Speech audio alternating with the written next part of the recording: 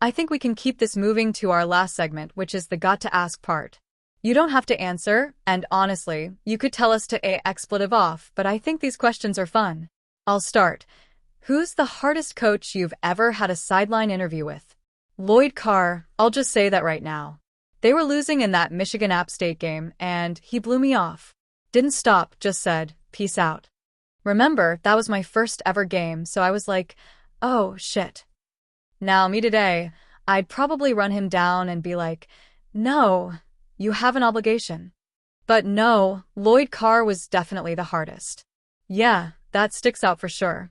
I'd say Coach Belichick too, not because he was disrespectful, but you knew exactly what to expect even if they were up by 30. I love a challenge, and I remember texting Jarrett during the game saying, man, I'm in my head about this. I want this to go well. Jarrett always told me, it's not about you. This is just how he is on the field.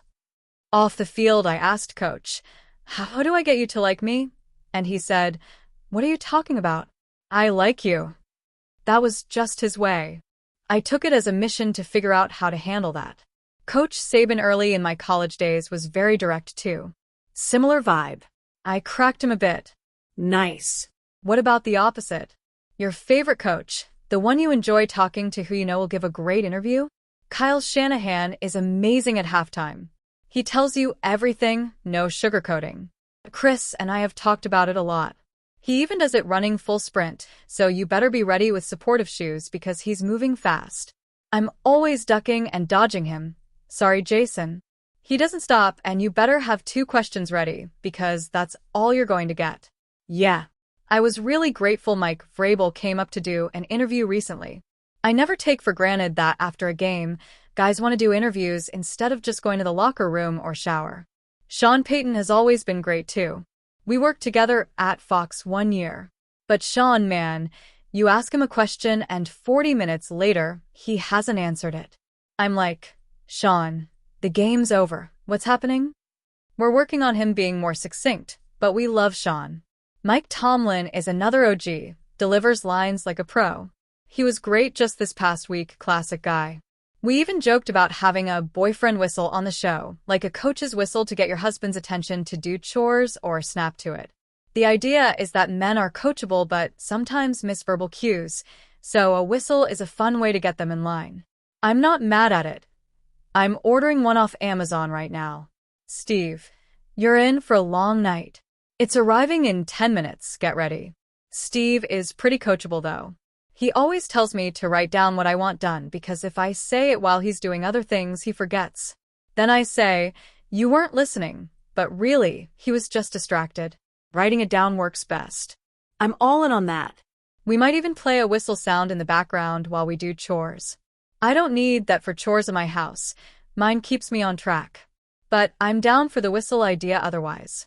Let us know when it's available. Moving on. When traveling with friends, what makes a good travel plus one? Keeping track of the passport. I don't want to be responsible for it. Steve's way more responsible than me, so when I travel for work or fun, I'm ready to start relaxing in the airport bar or lounge as soon as I get there.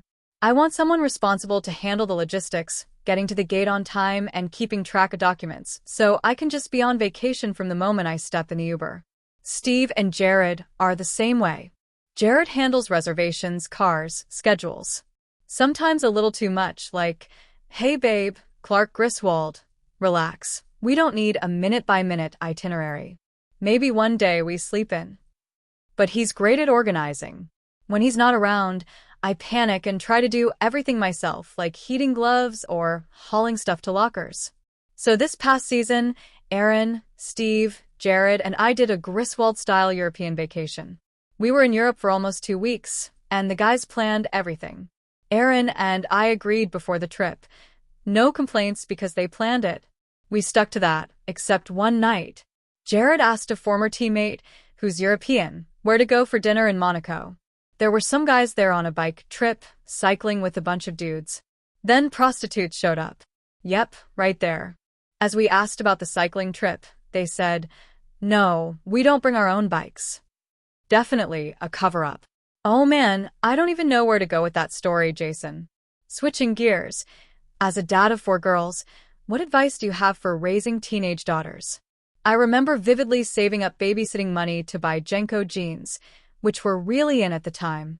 I came down the stairs in them and my dad looked at me and said, "What the expletive are you wearing?" I said, "My new jeans," and he said, "Not in this house." I was devastated because I wanted to dress like a skater, but he was strict. My house, my rules. I'd say it's about setting boundaries. Another thing my dad said was, "It's not my job to be your friend. It's my job to be your parent. When you turn 18, you can decide if you want to be friends. As hard as it is, you have to stand firm." I know you and Kylie are aligned on not raising brats, and that's crucial. Sending kids into the world as good humans starts at home, and it's a thankless job. I don't have kids myself, but I see it that way. Speaking of holidays, if you traveled home to Rhode Island for Thanksgiving this year, you might know the state's favorite celebrity homeowner was with you. Rumors swirled on social media that Taylor Swift and her newly engaged fiancé Travis Kelce spent Thanksgiving at Swift's mansion in Watch Hill. Celebrity gossip Instagram account Duma posted an anonymous tip saying Taylor and Travis were at the holiday house for the long weekend. The account is known for anonymous celebrity gossip. On November 30th, the Providence Journal received a similar tip that Swift's parents joined the festivities. While Swift's private plane is no longer trackable publicly, there was a flight from Gatwick Airport in London to Kansas City, Missouri on November 30th, matching speculation. Travis Kelce played a game in Dallas on Thanksgiving Day, but fans noticed Taylor was absent from the stands, suggesting she spent the holiday elsewhere. The Rhode Island Thanksgiving rumor hasn't been confirmed. If true, this wouldn't be Taylor's first Thanksgiving there. Back in 2016, she invited family and friends to her Watch Hill estate, including her mom Andrea, dad Scott, and brother Austin, along with celebrity guests. Subscribe for more exclusive stories on your favorite stars and sports heroes.